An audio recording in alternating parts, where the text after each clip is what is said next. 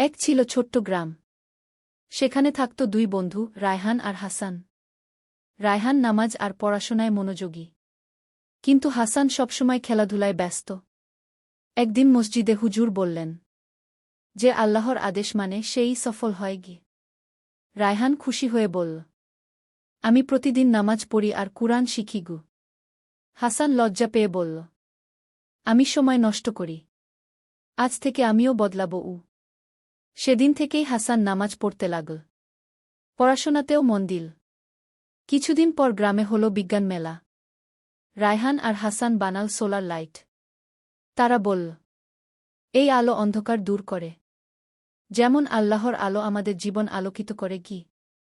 গ্রামের সবাই হাততালি দিল, বলল, ভালো কাজ করলে শুধু নিজের না, সবার উপকার হয়।